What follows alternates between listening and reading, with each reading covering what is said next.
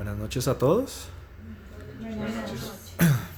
Estamos aquí nuevamente reunidos para escuchar la palabra de Dios. Perdón, este no es aquí, es al revés. No sé si es ahí. No está. Sí, perdón. No sé si alguien, algún hombre, de pronto Carlos Arturo me ayuda con la lectura. Jesús sana en el día de descanso. Jesús entró de nuevo en la sinagoga y vio a un hombre que tenía una mano deforme. Como era el día de descanso, los enemigos de Jesús lo vigilaban de cerca. Si sanaba la mano del hombre, tenía empezado a acusarlo por trabajar en el día de descanso. Jesús le dijo al hombre con la mano deforme: ven y ponte de pie frente a todos. Luego se dirigió a sus acusadores y les preguntó: ¿permite la ley hacer buenas acciones en el día de descanso o es un día es un día para hacer el mal? ¿Es un día para salvar la vida o para destruirla? Pero ellos no quisieron contestarle. Jesús miró con enojo a los que lo rodeaban. Profundamente entristecido por la dureza de su corazón, entonces le dijo al hombre: extiende la mano. Así que el hombre la extendió y la mano quedó restaurada. Los fariseos salieron enseguida y se reunieron con los partidarios de Herodes para tramar cómo matar a Jesús. Amén.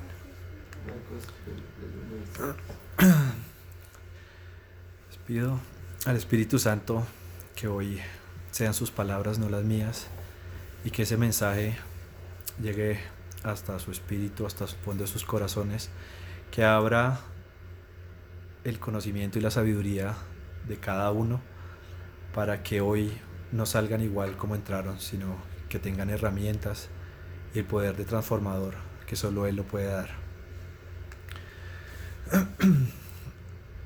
El mensaje de hoy se ha titulado La vida en el espacio.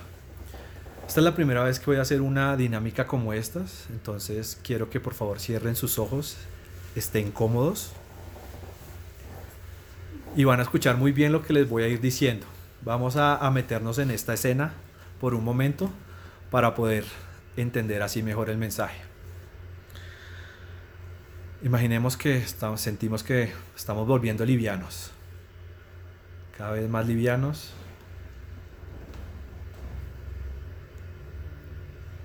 Y sentimos que empezamos a flotar. Estamos dentro de una nave espacial.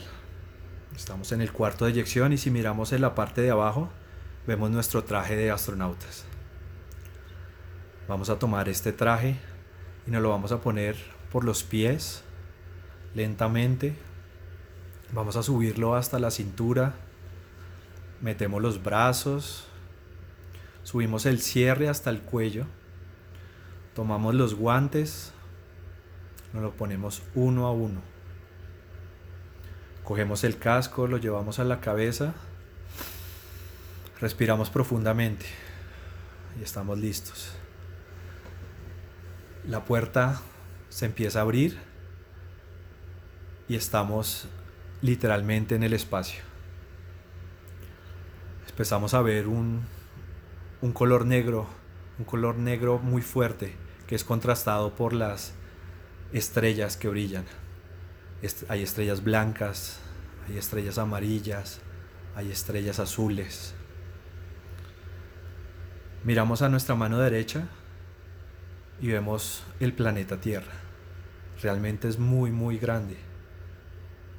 Nos impacta el azul profundo de los mares. Estamos viendo el blanco de las nubes que la rodean. Empezamos a definir los continentes. Vemos islas. Alcanzamos a ver las montañas. Estamos maravillados de ver tan grande que es nuestro planeta Tierra. Miramos ahora hacia arriba y vemos una bola, una esfera, casi del tamaño de un balón de fútbol. Es de color gris claro. Está iluminada. Vemos sus cráteres, su textura de piedra dura. Es la luna la que estamos viendo. Es la belleza de la luna la que estamos viendo. Ahora miramos a la izquierda y vemos la majestuosidad de esa inmensa bola de fuego. Sentimos el calor, sentimos la energía. Nos empezamos a sentir llenos de potencia, llenos de vitalidad. Es el fuego que emana esta bola. Es el sol. Ahora seguimos viendo el espacio y vemos que esta es una experiencia única. Es un momento sublime el que estamos viendo. Esta experiencia es única e irrepetible. Ahora quiero que todos empiecen a poner su mente en blanco, que no ven nada más sino el color blanco, y van a abrir sus ojos. Bien. Quiero saber qué sintieron. Paz. Paz. ¿Qué más? Relajación. Tranquilidad.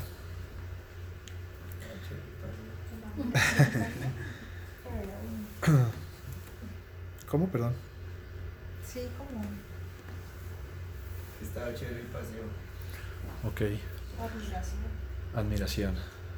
La grandeza, ¿no? La belleza del universo, la creación. Les voy a contar un poquito qué sentí yo cuando hice el ejercicio. Entonces, cuando estaba en la nave, empecé a sentir frío.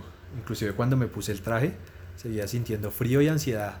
Y sobre todo cuando se abría la compuerta, porque como que no sabía qué me iba a encontrar en ese espacio, ¿no? Después, cuando salí al espacio, empecé a sentir temor, porque era una zona muy oscura y la oscuridad genera temor. Incluso aunque haya estrellas que lo iluminen, pero en su mayoría es oscuridad. Cuando vi la Tierra me sentí alegre, sentí felicidad y además me sentí muy pequeño, porque la Tierra la sentía inmensamente grande y veía yo lo pequeño que era frente a la Tierra, frente a la humanidad. Cuando vi la luna, vi la belleza, sentí paz y finalmente con el sol sentí calor y poder revitalizante.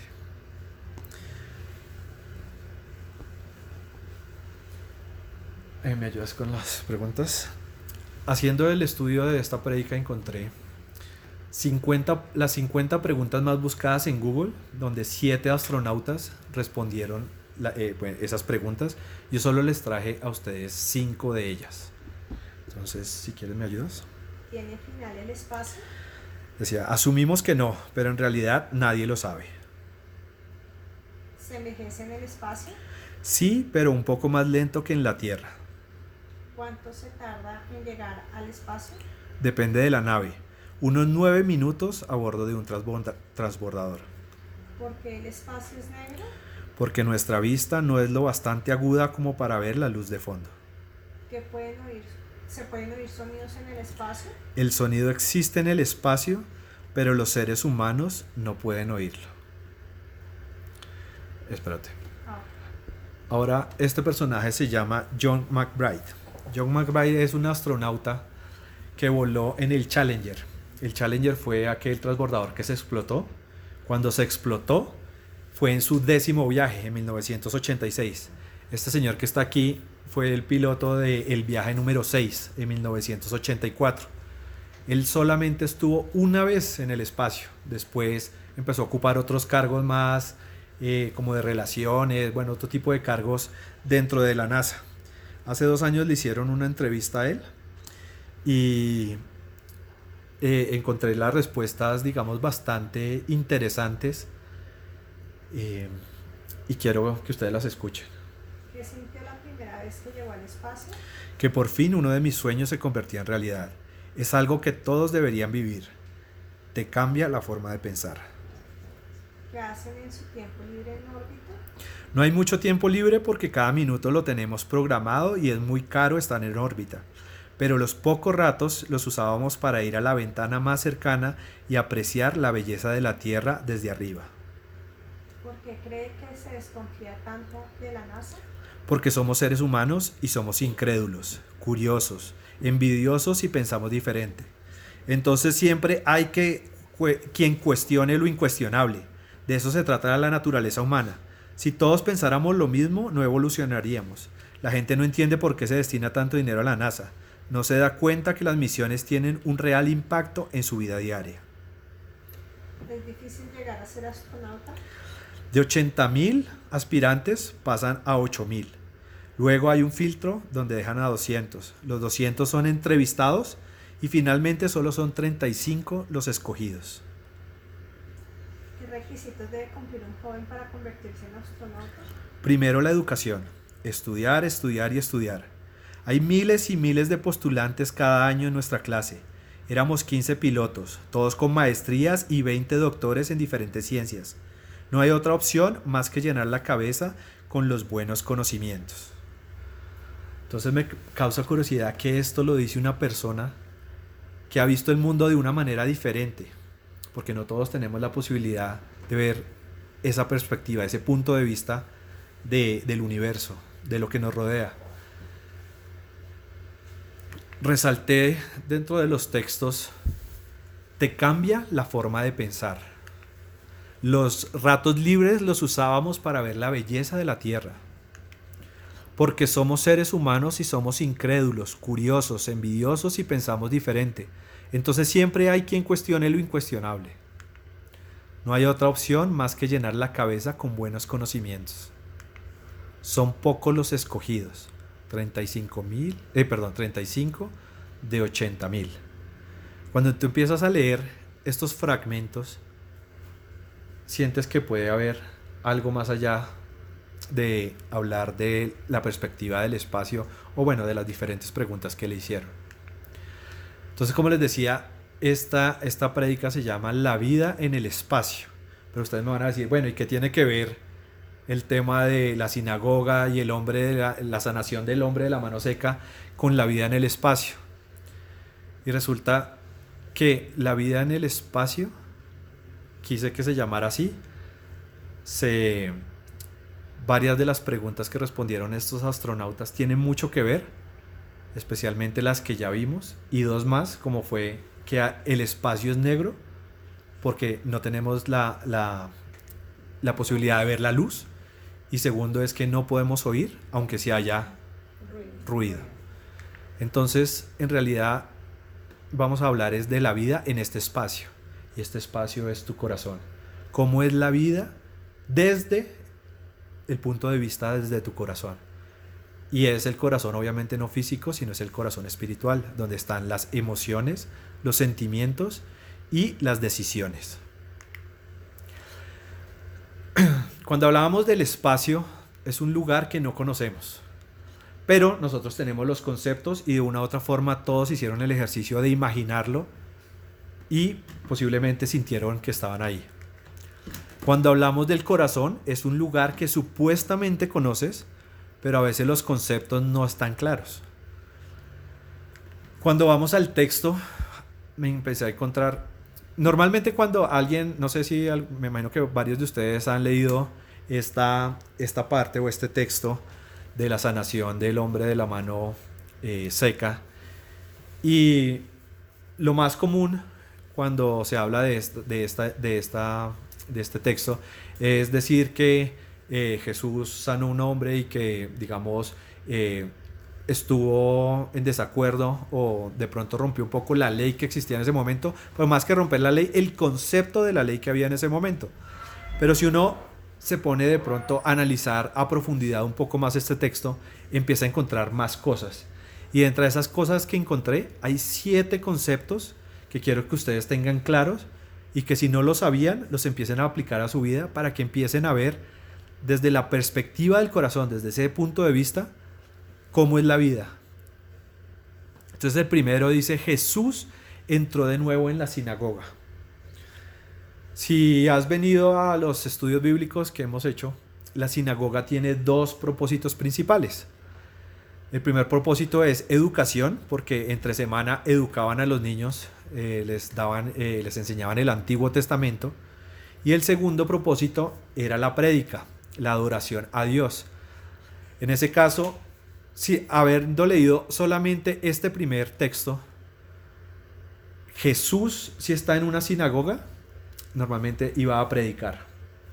Y si iba a predicar, sabemos que era un día sábado, porque eran los días en que predicaban en la sinagoga. Entonces, ¿qué pasa los días sábados? Los días sábados era el día de descanso para los judíos, que se llamaba Sabbat. Y el Sabbat también tenía un doble beneficio para las personas. El primero era que era un descanso, porque el cuerpo descansaba, no tenía que elaborar ese día. Y el segundo era un crecimiento espiritual, porque recibías alimento y aparte de eso adorabas a Dios.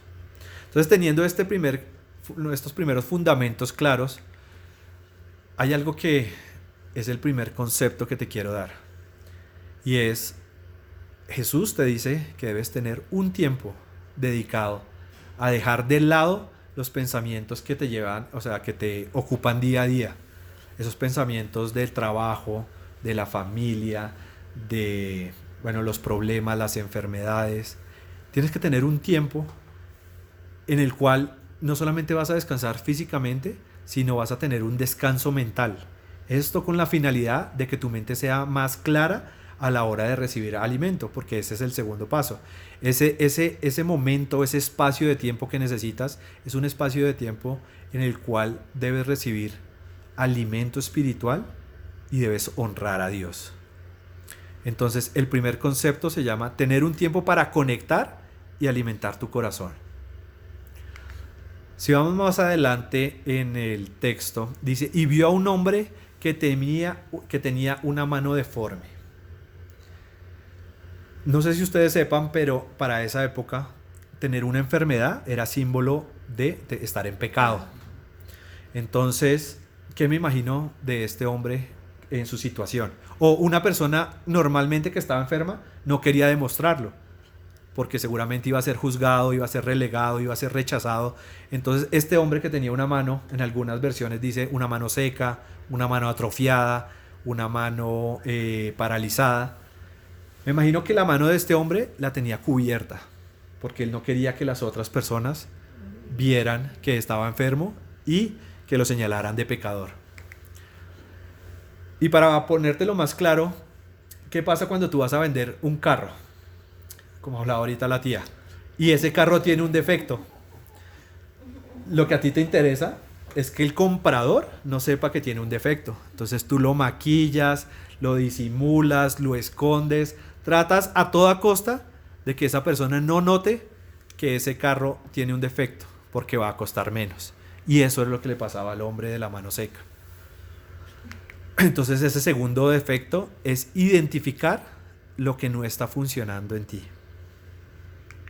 Si seguimos con el texto, dice: como era el día de descanso, los enemigos de Jesús lo vigilaban de cerca. Entonces, ¿quiénes eran los enemigos de Jesús en ese momento? Eran los fariseos, los maestros de la ley religiosa, los partidarios de Herodes. ¿Y cuál era la razón por la cual eran enemigos de Jesús? Y era que ellos tenían un poder, un estatus, y no lo querían perder. Tenían celos de Jesús porque él era una persona que tenía un poder para sanar, para hacer milagros. Tenía una autoridad para enseñar. Sus acciones tenían también autoridad. Se estaba convirtiendo en ese momento. Estamos hablando de que este es el tercer capítulo de Marcos. Entonces, y si sabemos que Marcos nos habla cronológicamente, pues digamos que hasta ahora se estaba ya como destapando el ministerio de Jesús, mas sin embargo ya se estaba volviendo popular, mucha gente lo empezaba a seguir. Entonces, para estos enemigos de Jesús,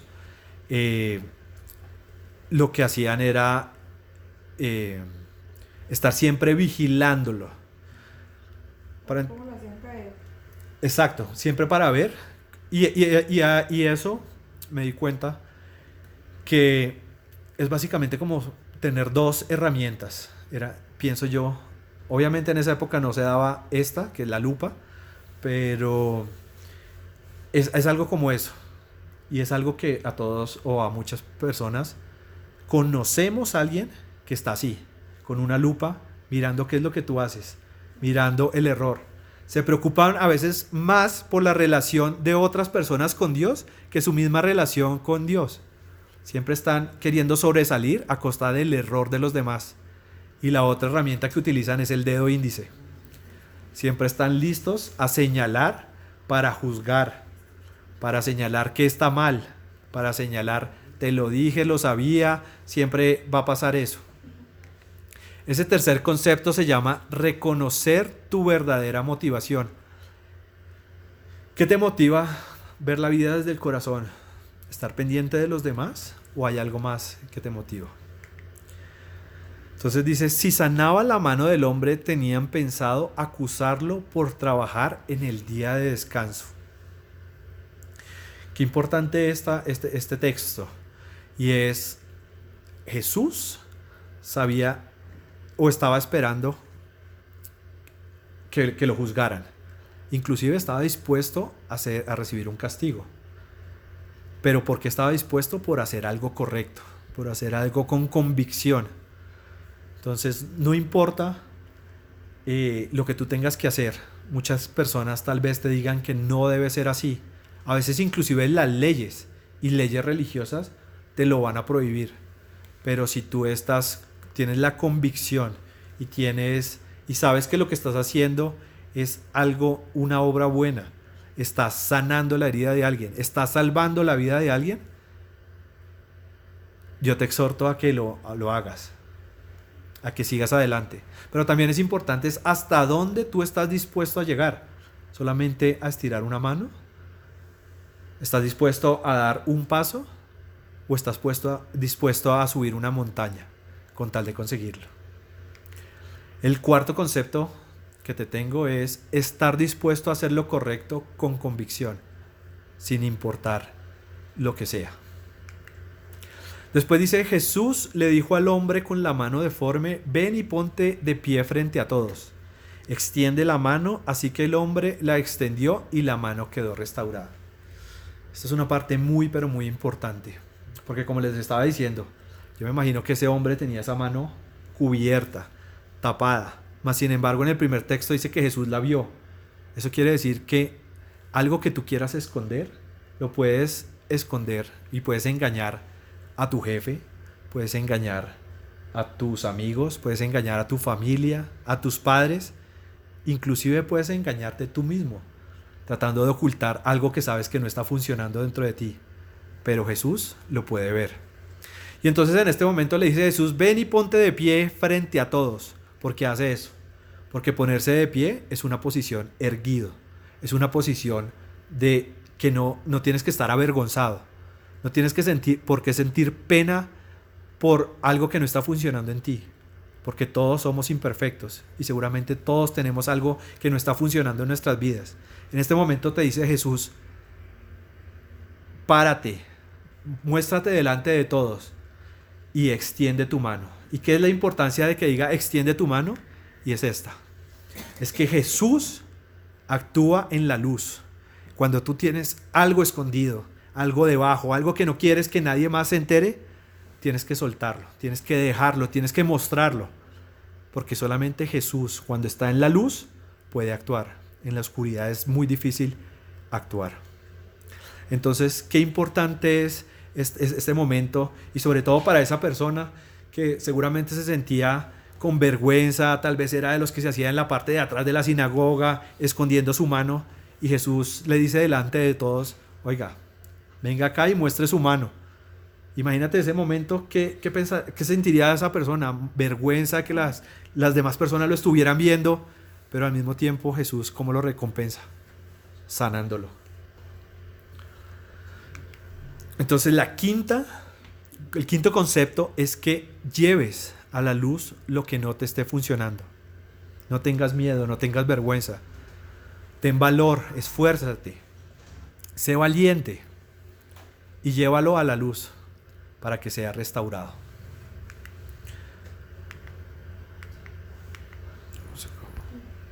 Después nos dice, luego se dirigió a sus acusadores y les preguntó, ¿permite la ley hacer buenas acciones en el día de descanso o es un día para hacer el mal?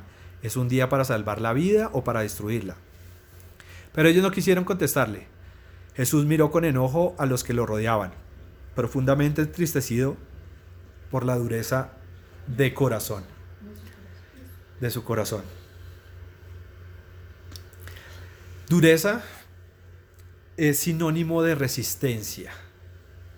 Hay cosas que nosotros creemos que son así, a veces de una manera ignorante o a veces sin intención, a veces porque es la tradición y porque es lo que mi mamá y mi abuelo hacían, yo también lo hago, pero aquí te estoy diciendo que hay un punto en que tu corazón se está volviendo resistente, se está volviendo duro, se está volviendo como una piedra. Básicamente tu corazón no está haciendo, no permite que llegue a ti el mensaje. Y eso hace parte también del libre albedrío, que es un regalo que Dios nos dio. Pero tú tienes el control o la voluntad de abrirlo o cerrarlo. Entonces te invito a que lo abras para recibir el buen mensaje. No te quedes con esas, de pronto, mensajes, con esas tradiciones que alguna vez te enseñaron y que piensas que es lo correcto. No te dé miedo dar un paso, no te dé miedo conocer.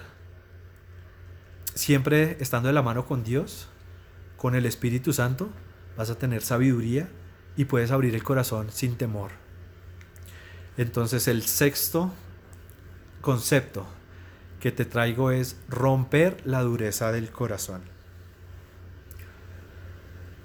Para finalizar, dice: los fariseos salieron enseguida y se reunieron con los partidarios de Herodes para tramar cómo matar a Jesús. No sé si ustedes sepan, pero en ese entonces los fariseos y los partidarios de Jesús eran grupos diferentes que no tenían, digamos, mucha afinidad.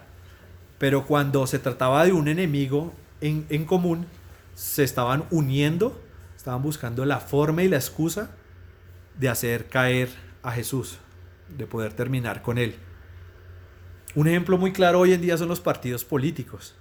Tú ves que hay una persona que dice: en mi vida estaría con esta hace 2 años, en mi vida estaría con esta hace 3 años, pero llega el momento en que son las elecciones y están unidos por un propósito. Entonces eso no es leal, eso no es como deberían ser las cosas.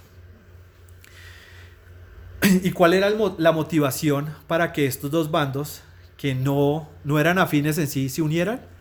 Y es que tenían miedo de perder el poder, miedo de perder su estatus.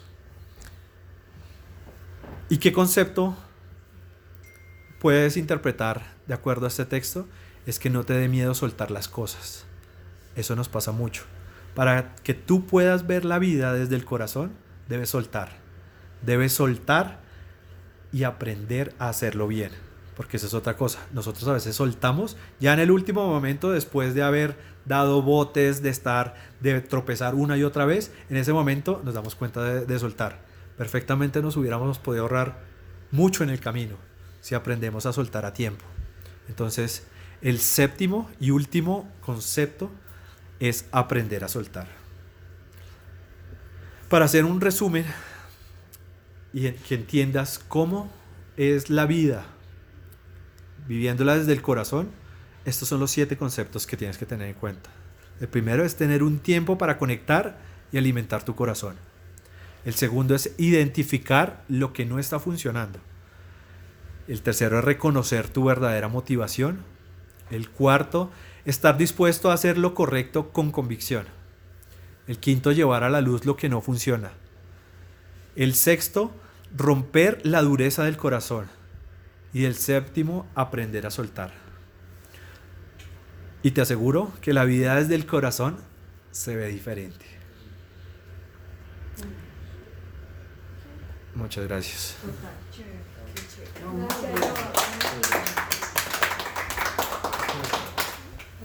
Estuvo muy chévere.